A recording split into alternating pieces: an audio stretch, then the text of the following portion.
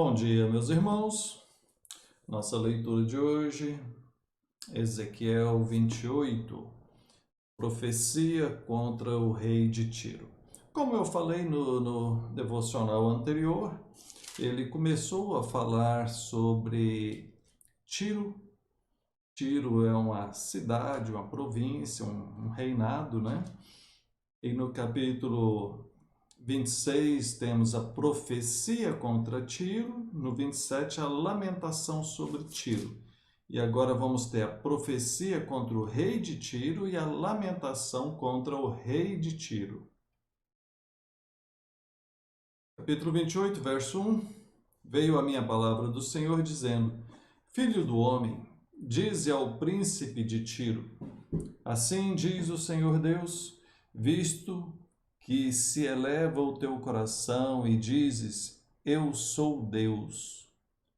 Sobre a cadeira de Deus me assento no coração dos mares.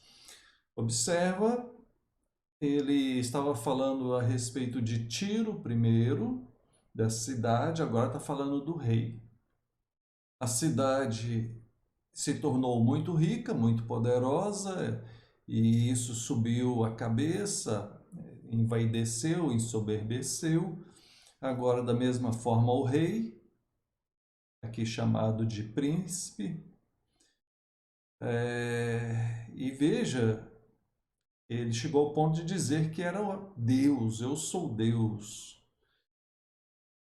E aí, Deus falando para ele: não passas de homem e não és Deus, ainda que estimas o teu coração como se fora o coração de Deus. Verso 7: Eis que eu trarei sobre ti os mais terríveis estrangeiros dentre as nações, os quais desembaiarão a espada contra a formosura da tua sabedoria. Eles te farão descer à cova, morrerás. Aí, a partir do verso 11, esse lamento contra o rei de Tiro, né?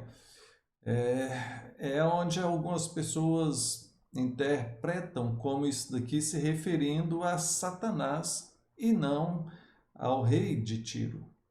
Olha só, veio a minha palavra do Senhor dizendo: Filho do homem, levanta uma lamentação contra o rei de Tiro e dize-lhe: Assim diz o Senhor Deus: Tu és o sinete da perfeição, cheio de sabedoria e formosura. Estavas no Éden, o jardim de Deus. Poxa, nós sabemos quem que estava no jardim do Éden, né? Era a serpente, Satanás. Lá só tinha Adão, Eva e a serpente. E aqui ele está falando para o rei de Tiro que ele estava lá no jardim do Éden. E o rei propriamente dito não estava lá. Quem estava era Satanás.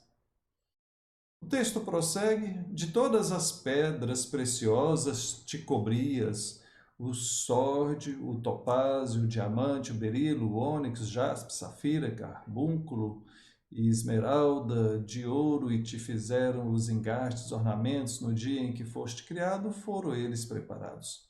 Tu eras o querubim da guarda ungido, e te estabeleci. Permanecias no monte santo de Deus, no brilho das pedras andavas, perfeito eras nos teus caminhos, desde o dia que foste criado, até que se achou iniquidade em ti. Ele era perfeito, foi criado por Deus. É bom que diga isso, criado por Deus. Isso faz toda a diferença. O diabo não é um ser autônomo. Bom, verso 17: Elevou-se o teu coração por causa da tua formosura, corrompeste a tua sabedoria por causa do teu resplendor.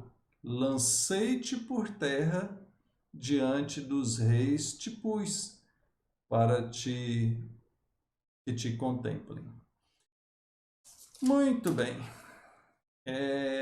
Um texto similar a esse de Ezequiel 28 está lá em Isaías 14, do verso 12 ao 15.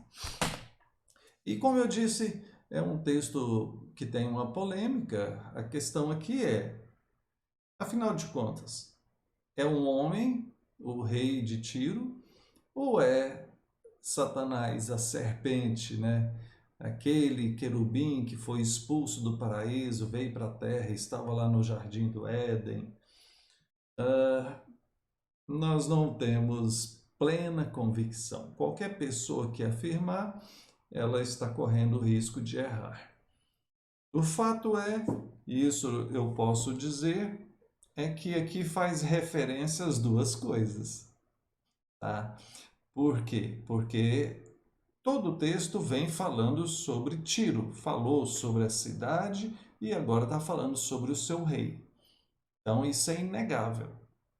E temos um fato histórico, né, se referindo a essa cidade, a esse povo e a esse rei que eram muito ricos e por conta disso se deixaram ensoberbecer. Mas é também inegável que aqui faz referência a um outro ser que não é o rei de Tiro, um ser que foi criado por Deus de uma maneira muito especial e com beleza e atribuições especiais além dos seres humanos, um ser que estava lá no jardim do Éden e um ser que, por conta de ter pecado, foi lançado para longe de Deus, para longe do paraíso, para longe da eternidade. Então, é claro que isso aqui faz uma alusão ao diabo, a Satanás. Então, o meu entendimento é que aqui está fazendo uma referência aos dois personagens, apontando, quem sabe podemos dizer dessa forma, apontando para a soberba, a vaidade, o pecado do rei de Tiro, de maneira semelhante, parecida com a de Lúcifer, a de Satanás. Ok? Isso nos faz trazer uma aplicação bem simples, mas bem pertinente. A de que todas as vezes que nós andamos pelo caminho do pecado, nos tornamos mais parecidos com o diabo, tá? E todas as vezes que andamos no caminho do Senhor, nos tornamos mais parecidos com Jesus. Que Deus nos abençoe. Opa, ainda tem mais aqui, né? Expliquei muito isso, né? Mas vamos lá. Depois, a partir do verso 20, tem uma profecia contra Sidom. Entramos no capítulo 29, tem a profecia contra o Egito. Deus humilhando o Egito por conta da vaidade deles, né? Lançando eles para o deserto e abatendo eles. Mas veja, depois, verso 14, Deus fala que irá restaurar a sorte dos egípcios e os fará voltar à terra, à sua terra de origem, e serão ali um reino humilde, né? Então, castigou, humilhou, restaurou, né? Baixa a bola deles para eles serem mais humildes. Amém. Que Deus nos abençoe. Vamos orar? Pai, bendito seja o Senhor. Nós pedimos que o Senhor tenha misericórdia, perdoa nossos pecados, que possamos ser parecidos tão somente com o nosso Senhor Jesus Cristo. É no nome dele que oramos. Amém. Deus te abençoe e até mais.